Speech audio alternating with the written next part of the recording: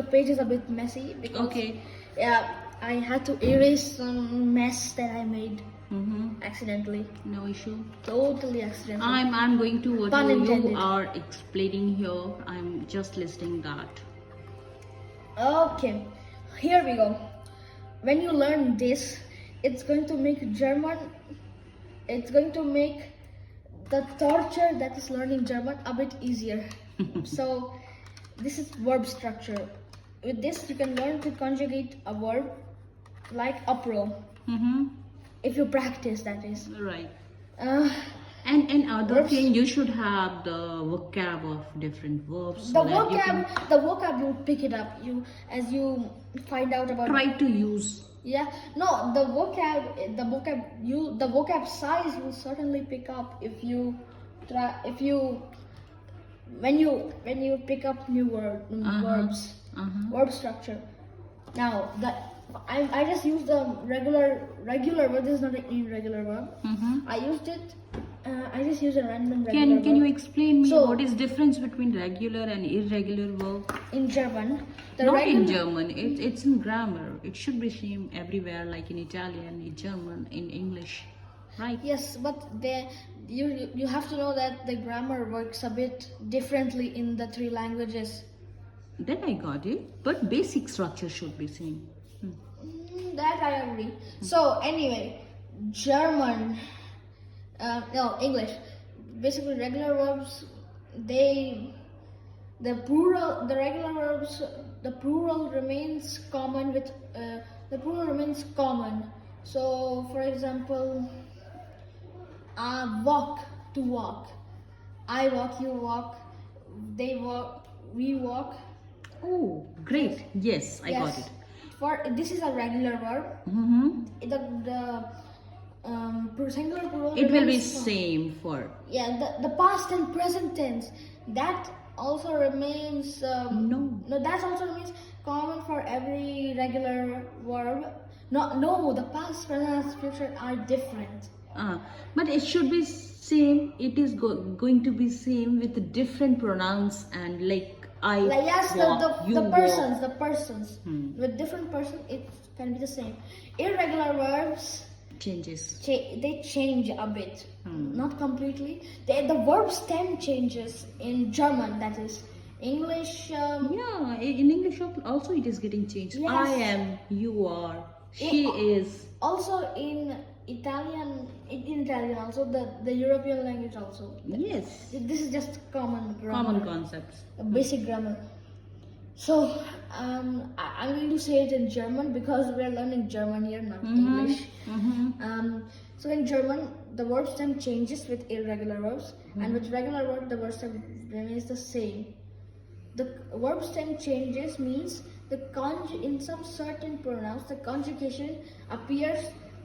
No, the conjugation is different than it would be. It should be normally in regular verbs. So, verb structure.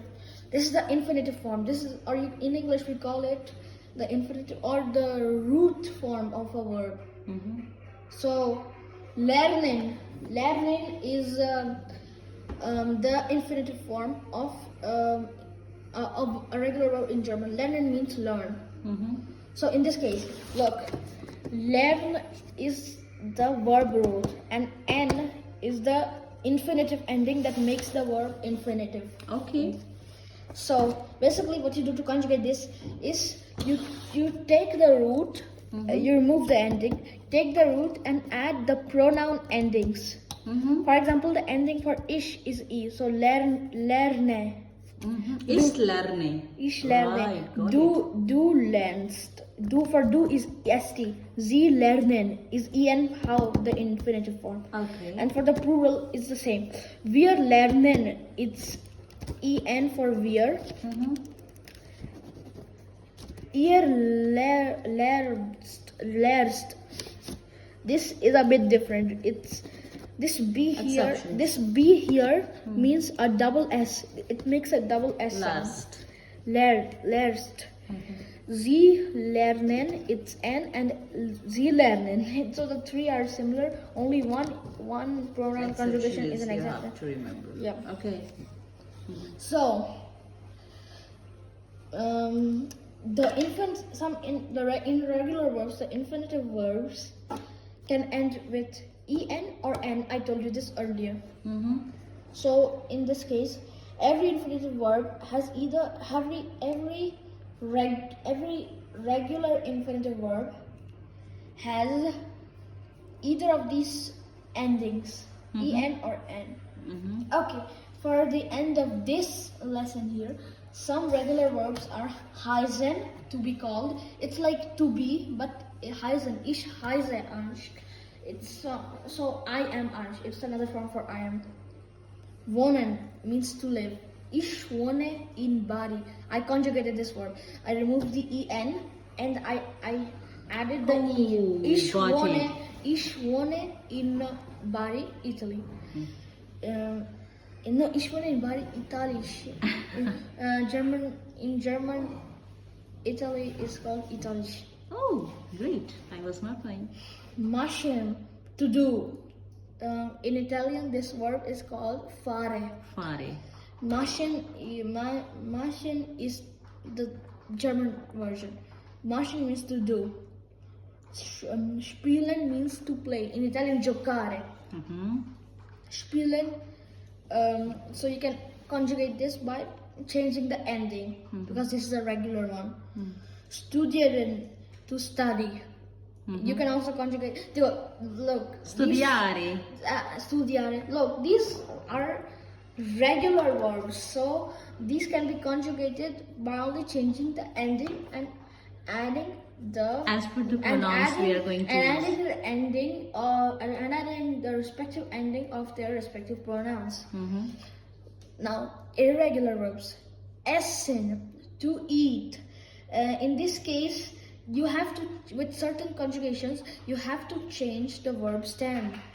So, for example, ich esse, maybe do assist.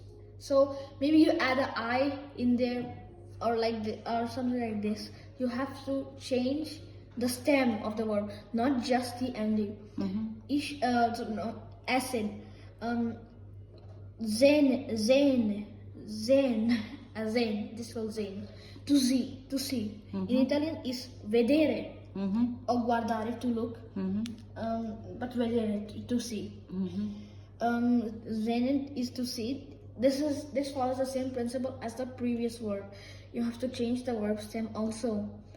Now, nehmen means to take. In Italian, prendere. To bring. To take. It can also be used as to take.